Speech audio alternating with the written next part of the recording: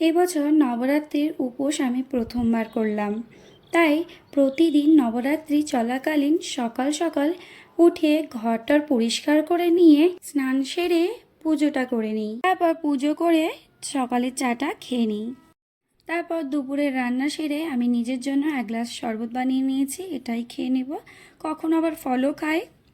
আজ অষ্টমী সন্ধে নেমে আসার আগেই বাচ্চাদের নিয়ে চলে গিয়েছিলাম দুর্গা মায়ের মন্দিরে। আর নবরাত্রির অন্যান্য দিনগুলোতে বাচ্চাদের নিয়ে আসিনি, কারণ মন্দিরে খুবই ভিড় হয়। আর এখন যেহেতু মন্দিরে সন্ধ্যা আরতির সময় হয়নি, তাই মন্দিরে ভিড়টাও কিছুটা কম রয়েছে। আর মন্দিরে আসলে বাচ্চাদের বেশ মজাই হয়। তো এই যে ওরা খেলা করছে, আর ওদের এই সুন্দর মুহূর্তটাকে আমি ফোন বন্দি করে নিচ্ছি।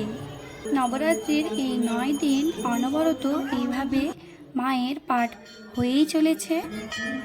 তো এই যে এখন সন্ধ্যা আরতির সময় হয়ে গেছে, তাই মন্দিরে ভিড়টাও ক্রমশ বেড়ে চলেছে। আর এবার মন্দির থেকে বেরিয়ে এসে আমরা বাড়ি ফিরে পুজো করে নিজের জন্য খাবার তৈরি করে নিলাম। আমি অন্ন খাইনি। আর আজ যেহেতু ও আইসক্রিম নিয়ে এসেছিল, তাই সবশেষে আইসক্রিমটা খেয়ে নিয়ে আজকের এই ছোট্ট ব্লগটি এখানেই সম্পন্ন করছি। সবাই বলো জয় মাতা দি।